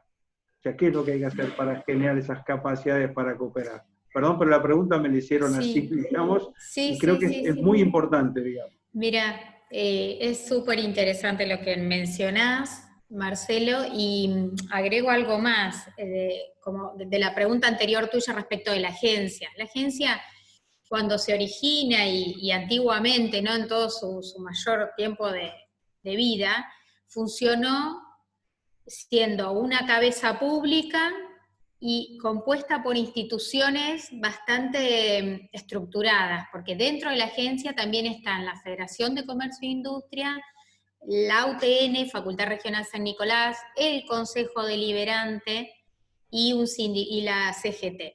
Siempre son instituciones estructuradas, históricas, que uno las imagina, ¿no?, muy rígidas. Y cuando Gustavo habla de la refundación de la agencia, te está hablando de la incorporación del privado a la vida de la agencia. Y ese ha sido un factor que le dio vida, le dio movilidad, le dio flexibilidad. Empezó a tener un poco más de acción, del call to action, como dice Héctor, ¿no? Eso fue, digamos, la esencia de la reformulación de la agencia. Y con eso se desprenden todos los proyectos que empezaron a tomar vida. Los eventos, los proyectos, el programa de la Academia del Desarrollo Institucional, y cómo la mirada del privado, que tiene ese otro ritmo, hablando ya de las personas que son más activas, porque son activas en su ámbito privado y eso lo están trasladando a una institución, eso hizo que la agencia tomara más vuelo, más vida y comenzara a crecer. Entonces, tal vez volviendo un poco ya más a tu pregunta, ese puede ser alguno de las claves, ¿no?, de esto de cómo hacer para dejar de confrontar y empezar a cooperar. A lo mejor sea ese, o por lo menos lo que vemos nosotros de nuestro ámbito. Esto, entrar, incorporar a la cancha nuevos jugadores, nuevas personas que tienen otras miradas, que tienen otras visiones distintas. Pero bueno, siempre respetándonos y teniendo en cuenta estos valores que hablaba Paola, ¿no?, que son tan importantes, porque de otra manera no hubiese podido ser posible. Está muy bien. Justo esto nos lleva a una pregunta para Héctor, que se me resistía a hablar, y ahora no va a poder porque le voy a hacer una pregunta que pasan. Que dice, ¿cómo se hace en tiempos difíciles para realmente llevar adelante el call to action? O sea, ¿cómo se hace en tiempos como los que estamos viendo ahora, realmente responder con acciones? Bueno, gracias, Marcelo. Me siento un poco incómodo porque mi rol, como el tuyo, sabrás que es de articulador, no de protagonista. Pero bueno, voy a responder para no esquivarle al bulto, pero para combinar... Esa es la ventaja de tener el micrófono, digamos. O sea que... Sí, ya veo, por eso la próxima no te dejo la coordinación. Bueno, no, lo que voy a hacer es responder en base a la experiencia que salió del webinar. Yo creo que hay 5 cosas que son necesarias, y voy a ponerlo con ejemplos concretos de Raúl, Paola, Nati y Gustavo. El primer paso, y de paso es tipo call to action, ¿no?, y para preguntarse cada uno de ustedes personalmente, institucionalmente, tengo el centro de las personas, ¿cuáles son esas personas con las que puedo cooperar en esta situación difícil? Entonces, el centro de la persona se da tanto en los destinatarios, como fue el caso de Raúl, que justo el centro de la comunidad hizo que el banco hipotecario cediera, un banquero cediera ante un organismo de la provincia de Buenos Aires. Entonces, empezando por el destinatario. Pero después también por los promotores del cambio, son personas. Bien como decía Nati, la agencia era más bien pública y de instituciones, pero cuando se mete el privado, pero sobre todo yo le quiero agregar, y ustedes ya lo saben, no estoy diciendo nada nuevo, eran conocidos. Cuando se juntaron 15 empresarios y justo el intendente, porque ustedes bien dijeron que esta iniciativa empezó con lo público, la iniciativa pública, pero fue el privado el que le metió el corazón, el motor, la acción, eran personas concretas que se conocían en San Nicolás. Entonces, el primer punto, que es el centro de la persona, es quién es el destinatario, que son personas y comunidades, pero después estas iniciativas en general surgen por la confianza, y ahí viene todo lo que nos explicó muy bien Paola, entre personas. Y en este caso eran 15 empresarios que se juntaron a instancias del intendente a fines del 2017. El segundo punto, que sirve también como un call to action, la primera es, bueno, ¿quiénes son esas personas? La segunda es empezar por la vulnerabilidad. ¿Qué desafío enfrentamos que no podemos resolver solos? Eso es lo que hizo que se unieran en conjunto, porque se daban cuenta que no podían resolver esos temas solos. Entonces la vulnerabilidad es el punto de partida, no el éxito, y ese es el segundo punto, descubrir esta vulnerabilidad que tenemos y no puedo resolver sola. ¿Y quiénes son esas personas con las que la tengo que llevar? El tercer punto, después de la vulnerabilidad, es el sentido, es esa visión, que es la vulnerabilidad resuelta. Y a partir de ahí eso es lo que también, la cito a Paola, es lo que da esperanza, un sentido que sabemos que es alcanzable, trabajando con estas personas en las que confío. El cuarto punto es la trascendencia en el tiempo, o sea que los planes vayan más allá del gobierno de turno, porque si no ahí se meten los temas políticos, es lo que la primaria o la secundaria, ya no me acuerdo Raúl que mencionaste vos, que esas 4 ONG que se juntaron y después no pudieron continuar cooperando. Entonces trascendencia en el tiempo, y la otra es trascendencia en el espacio, es más allá del municipio, y este webinar creo que lo muestra claramente, y cómo municipio San Nicolás y Pergamino, y bueno, y otros que se están sumando, hasta Rojas, Chacabuco, etcétera, empiezan a pensar en términos regionales, o sea, la trascendencia del cuarto punto es clave. Y el quinto, porque para que no quedar en declamaciones, es el tema de los éxitos tempranos. Empezar con éxitos tempranos, pero parece una contradicción, ¿no? Como éxito va en contra de lo que dijiste de vulnerabilidad. No, el éxito temprano tiene la mirada no en el éxito del resultado, sino a partir de ver que trabajando en forma conjunta logramos resultados, entonces a partir de ahí se va desarrollando la confianza. Porque yo en estos éxitos tempranos puedo decir, confío en esta persona, pues me lo está mostrando en estas cosas. Y ahí los ejemplos que mencionaron Nati y Gustavo, que a pesar de la pandemia, cómo ese músculo de la cooperación que se viene desarrollando en el 2017 se reconfiguró para poder atacar el tema de las ONG, emprendedores, etcétera, creo que lo muestra. Entonces el tema de los éxitos tempranos sería el quinto factor, y que también como call to action me parece que les puede servir a los asistentes para tener estos 5 puntos, es decir, ante esta situación de grieta, cómo poder avanzar. Sí, creo que por eso te decía que era importante, digamos, tal vez hay un tema acá que me parece que es importante.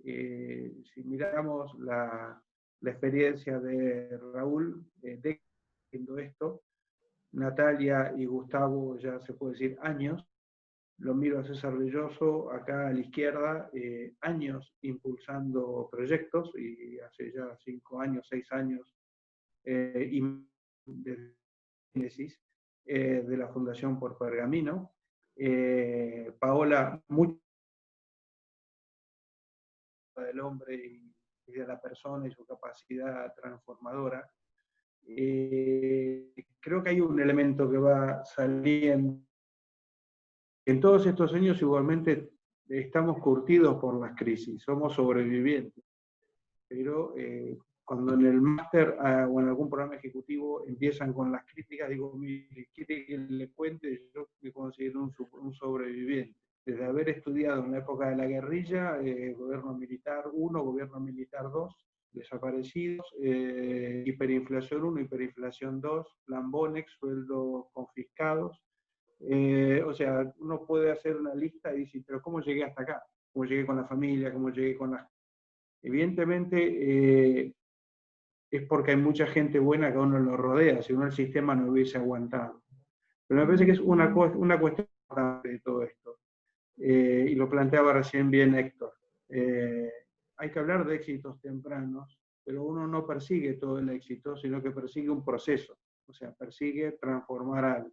De hecho, hay una pregunta acá para Raúl de vuelta, que tiene que ver con, bueno, ¿cuántas veces hay que tocar la puerta cuando estás en un proceso contracultural? O sea, ¿cuántas veces tuviste que ir al primer banco?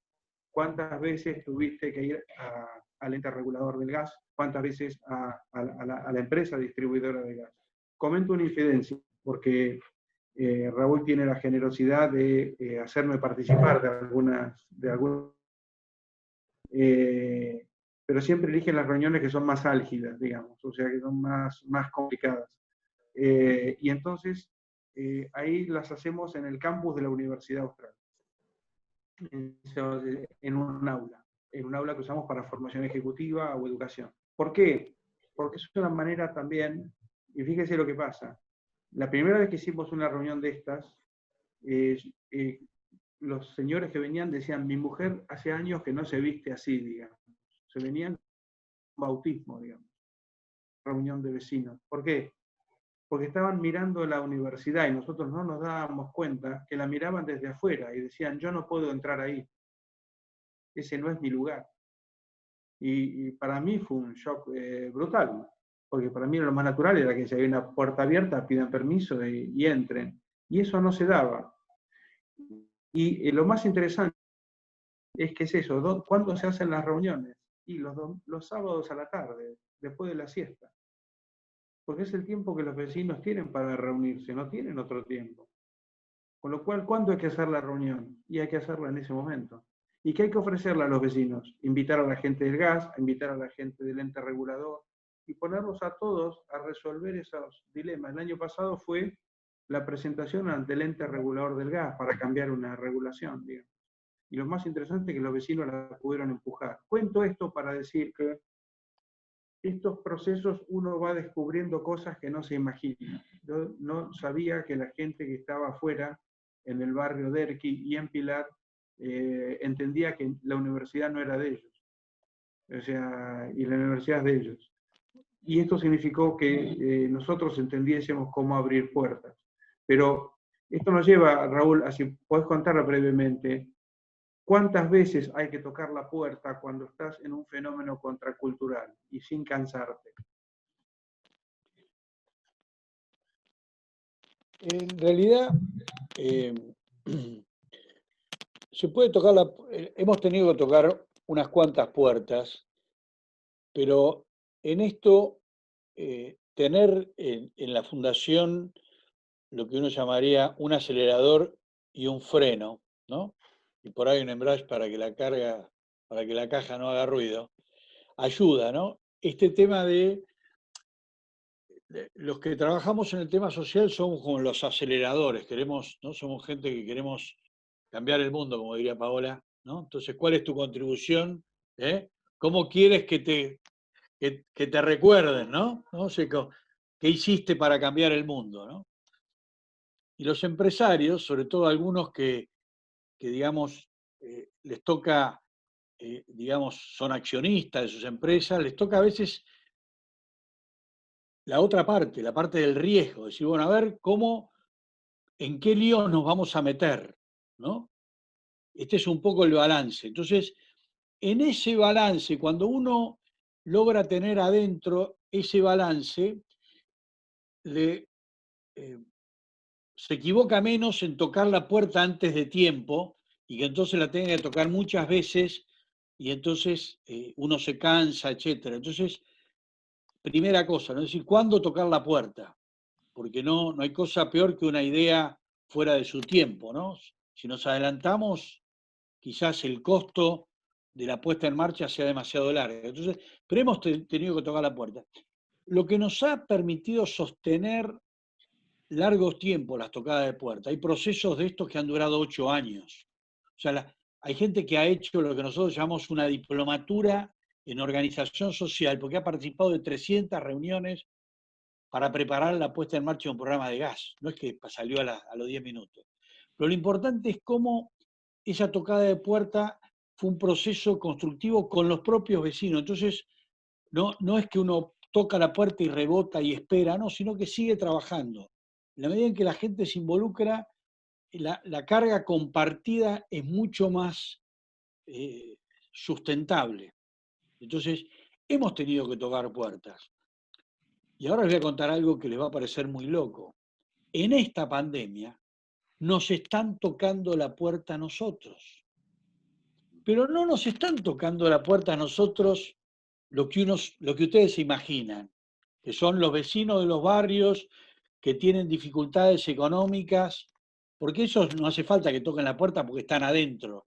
El 70% de las personas que trabajan en la fundación son miembros de los propios barrios, son vecinos del propio barrio donde operamos, con lo cual esa puerta están adentro de la casa, digamos, así que la fundación está presente en esa dinámica. No, nos han tocado la puerta, y no una, sino en 3 veces, los que tienen el capital para invertir en esos lugares. En el medio de la pandemia, donde hoy aparece que las empresas se van a otros países o se van de la Argentina, hay argentinos que dicen, queremos hacer un proyecto, por ejemplo, para desarrollar un programa de lotes con servicios en 100 hectáreas.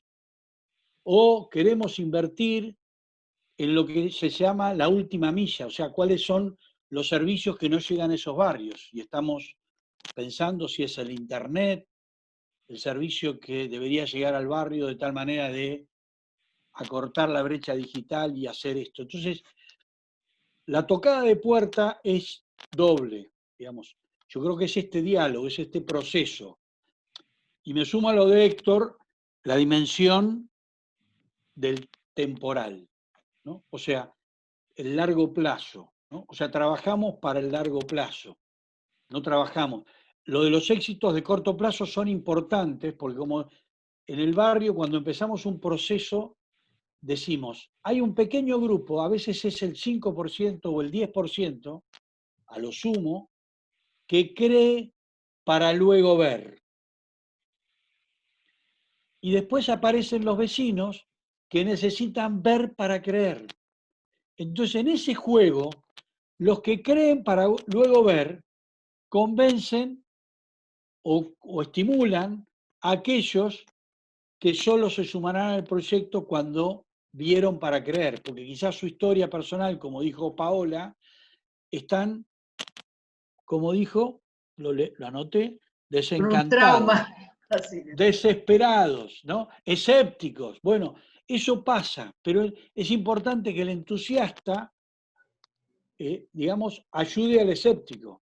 Y que no se enoje con el escéptico, porque a veces dice, recién ahora te venís a sumar, que nosotros venimos. No, bueno, cada uno tiene su proceso de confianza, la diversidad de la cual se habló. O sea, somos todos distintos. Y entonces, en eso de compartir es el aprendizaje colectivo. Si uno dice, bueno, ¿dónde está el capital de esta fundación? Y es el capital social, es la confianza, es haber generado vínculos que ayudan a que además los timbres y las puertas los toquen distintos actores, porque a veces les toca tocar a los vecinos, a veces le toca tocar al equipo de la fundación, al equipo técnico, a veces le toca tocar el timbre a los directivos, a los empresarios o a los académicos. Y entonces, claro, cuando uno va armando una red completa, resulta que para tocar el timbre en la Universidad Austral hay que hablar con Marcelo Paladino o con Héctor Rocha para que el sábado a la tarde habiliten para poder hacer la reunión de vecinos en la sala de profesores o en un aula, digamos, donde se da el curso para el PAC. Entonces, en eso, digamos, es la diversidad. O sea, ese es nuestro capital, el capital social. Poder tener una agenda compartida que permite que vecino convence vecino, empresario convence empresario, académico convence académico, líder social convence a gente de otro. O sea, hay que ir ¿no? A donde fueres haz lo que vieres, ¿no? Nos enseña, hay que ir a entenderse con el lenguaje del lugar. Perfecto. Y última pregunta, porque ya se nos está acabando el tiempo, y se la queremos hacer a Gustavo, porque sos una cabeza, digamos, una cara muy visible dentro de San Nicolás, por el puesto que ocupás, primero por tu trayectoria empresaria, por el puesto que ocupás ahora, por las expectativas que va generando este propio proceso. Y siempre existe la duda, que se habla off the record. Che, pero ¿son todos honestos los que participan? Y qué hacer cuando esa duda aparece, porque seamos realistas, eso es lo que pasa, digamos.